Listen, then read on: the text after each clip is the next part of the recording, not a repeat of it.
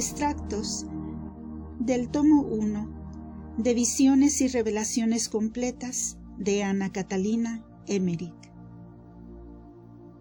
Fecha: abril de 1820. Vi nuevamente un gran cuadro de las enormes calamidades que reinan aquí y en otros lugares. He visto como si se mandase al clero se abstuviera de cosas de las cuales no debe abstenerse. He visto a muchos viejos sacerdotes y algunos antiguos franciscanos, aunque no vestidos del hábito de su orden, y especialmente un viejo eclesiástico, llorar muy dolorosamente. A otros jóvenes también los he visto llorar con ellos. He visto a otros, entre estos algunos tibios y tímidos, abstenerse de buen grado y adaptarse a aquel mal partido. He visto a los antiguos fieles someterse a aquella prohibición con gran tristeza y cerrar sus iglesias.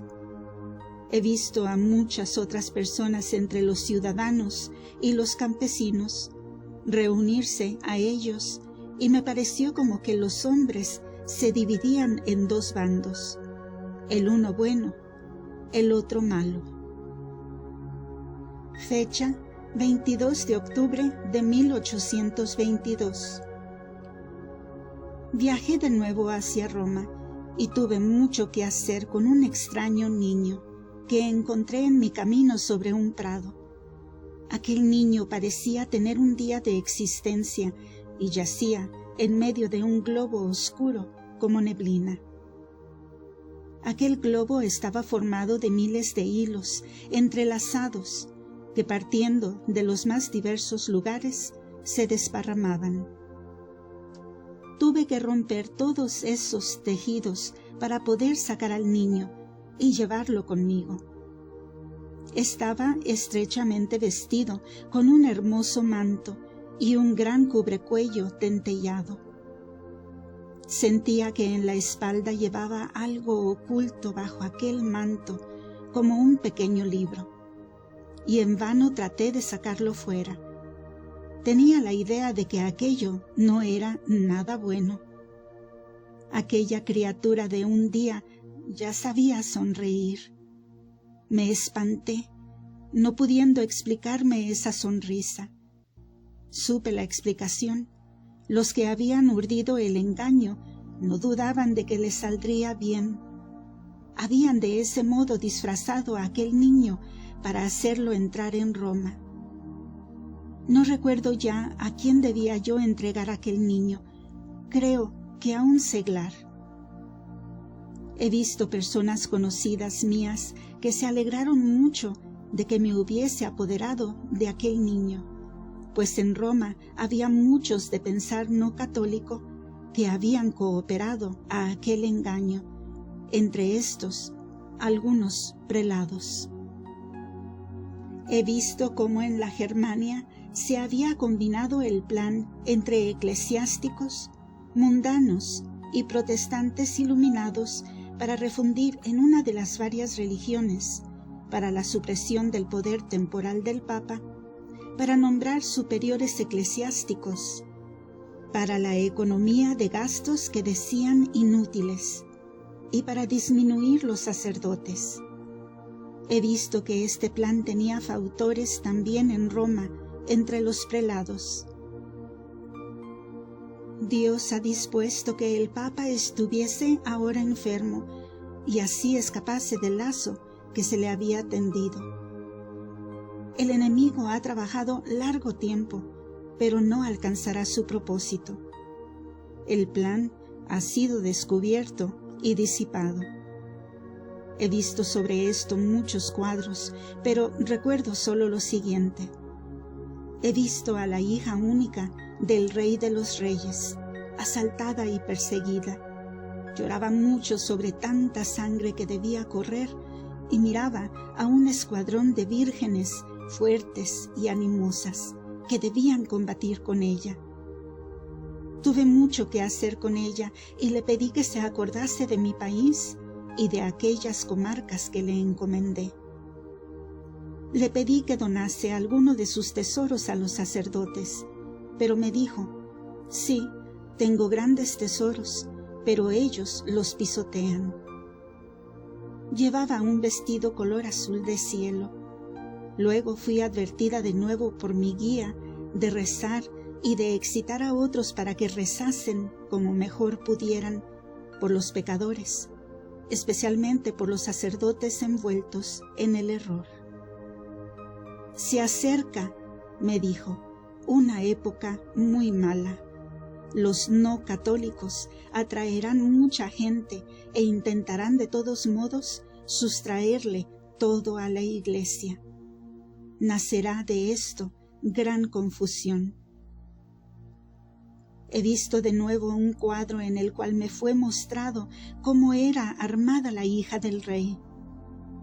Innumerables personas contribuyeron.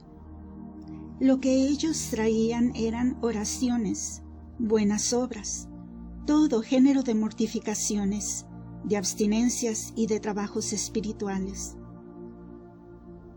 Esto iba subiendo al cielo y allá arriba era dispuesto y trabajado según la naturaleza de las cosas, para ser puesto a aquella Virgen como armadura. Era en verdad maravilloso ver cómo todo se ajustaba, y una cosa explicaba la otra su significación. Estuvo así armada de pies a cabeza. Yo conocía muchas personas que habían contribuido a aquella armadura. He visto, con maravilla, cómo establecimientos enteros y personas grandes y doctas nada habían contribuido, mientras, en cambio, los pobres y los pequeños proveían partes enteras de la armadura. He visto también el gran combate. Los enemigos eran infinitamente más numerosos. Pero la escuadra, pequeña y fiel, echaba por el suelo enteras filas de enemigos. El ejército de las vírgenes asistía a la batalla, estando sobre una colina. Corrí hacia ellas y les recomendé mi patria y los otros lugares por los cuales debo rezar. Estaba armada de modo extraño y significativo, con yelmo, escudo y coraza. Los combatientes estaban vestidos como están hoy en día nuestros soldados. La batalla fue terrible. Al fin, no quedaba más que un pequeño escuadrón de la gente de bien que reportó la victoria. He visto una iglesia que estaba sobre las aguas, en gran peligro de hundirse. No tenía ya base segura, estaba vacilando y flotando sobre las aguas como una nave. Yo y otros teníamos que afanarnos para ponerla en equilibrio, llamando y conduciendo a muchas personas. Las distribuimos en todos los puntos para equilibrarla y sostenerla. Esto lo conseguimos nadando de un lado para otro, sostenidos sobre tablas y tirantes. He visto en la nave de esa iglesia a 12 hombres postrados en el suelo, orando con todo fervor, como inmóviles. A la entrada y delante del altar había muchos niños.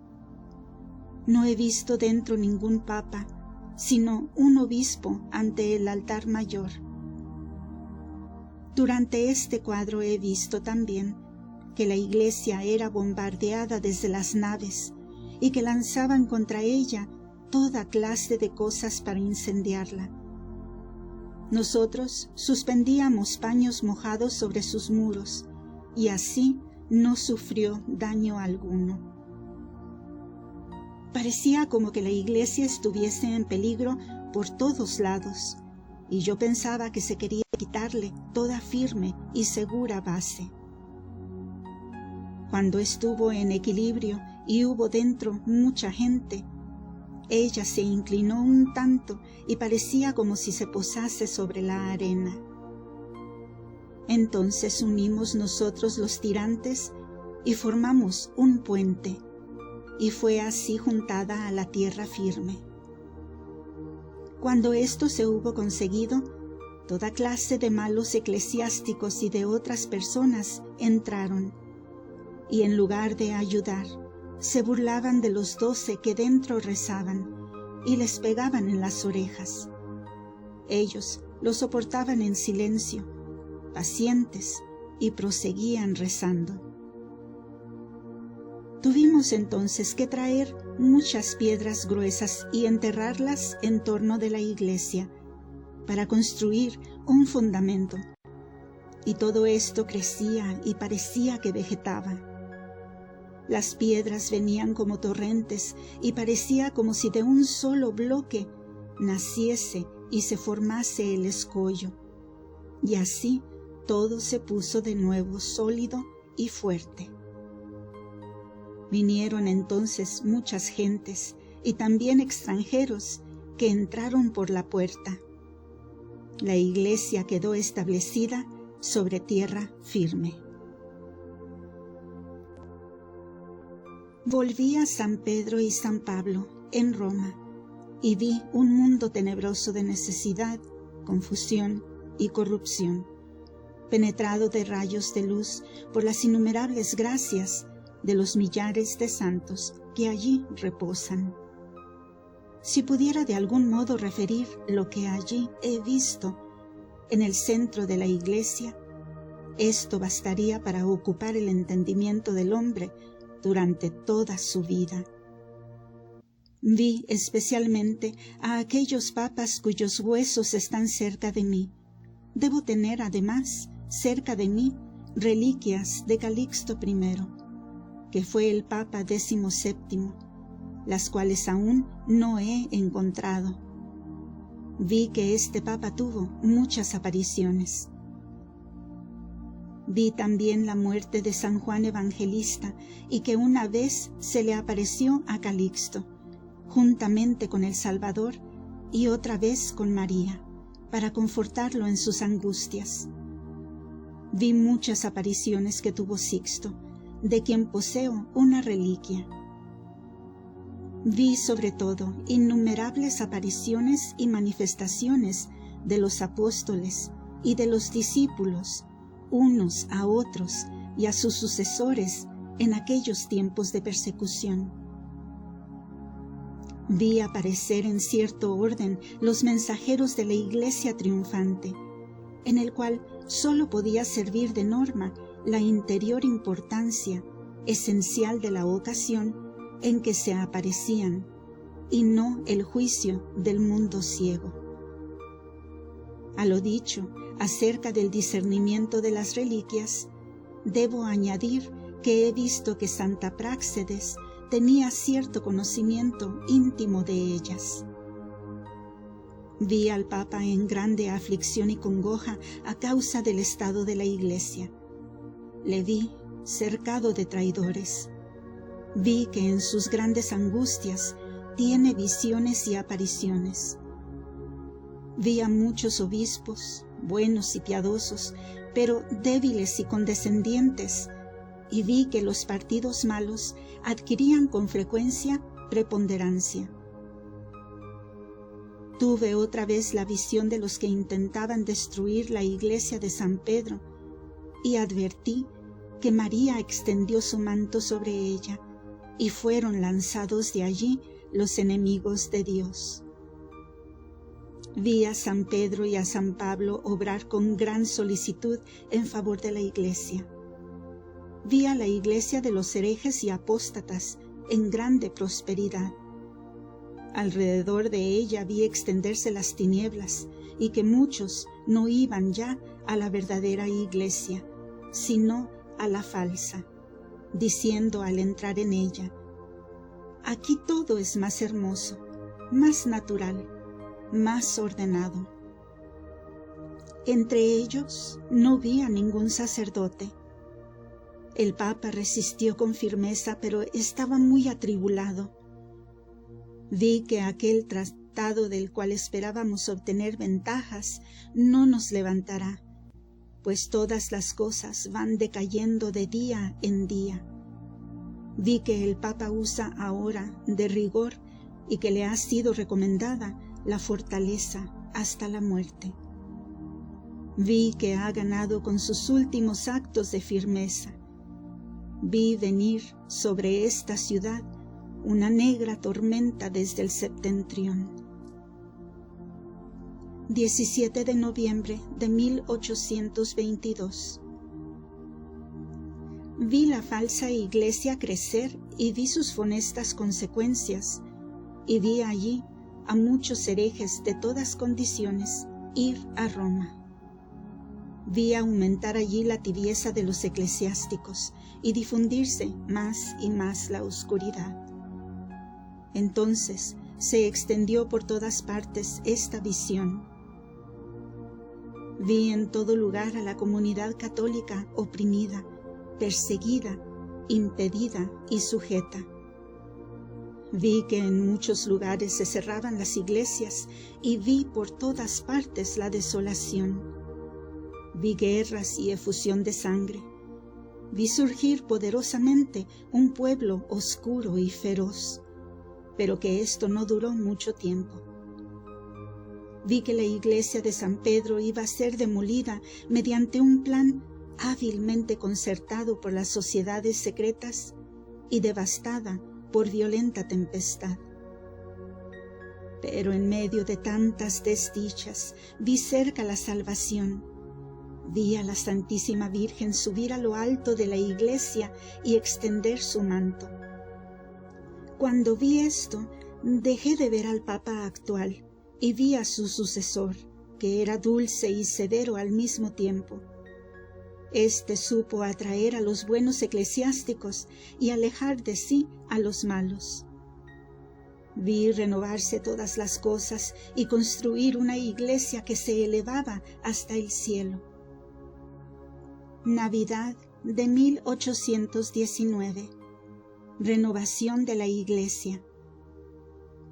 Estuve en la mansión de bodas. La matrona continuaba enferma. A pesar de todo, ponía orden, limpiaba y barría en diversos lugares del jardín. He visto que el redil de la mansión de bodas se había convertido en iglesia. Las plantas de nueces que circundaban el establo ya se habían secado desde las raíces, y las nueces estaban vacías y resecas. He visto a muchos santos en antiguas vestimentas sacerdotales que limpiaban la iglesia y quitaban las telarañas.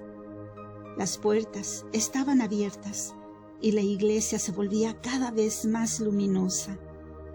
Era como cuando los patrones hacen las obras que deberían hacer los siervos. Los que estaban dentro de la mansión de bodas no hacían cosa alguna, y en parte estaban de mala gana allí. Con todo, había ahora gran movimiento entre ellos. Parecía como si, ordenada una vez la iglesia, ellos debían también entrar. Algunos debían ser echados enseguida y bien lejos, mientras la iglesia se volvía cada vez más pura y brillante. He aquí que salió de ella una fuente clara y hermosa que se desparramó por todas partes a través de los muros con aguas cristalinas y reavivó todas las cosas, serpenteando por el jardín. Cuando brotó esa fuente, todo se hizo más luminoso y alegre. Arriba he visto también un altar luminoso como espíritu celeste. He visto un crecer y agrandarse como si todo aumentase y vegetase en aquella iglesia.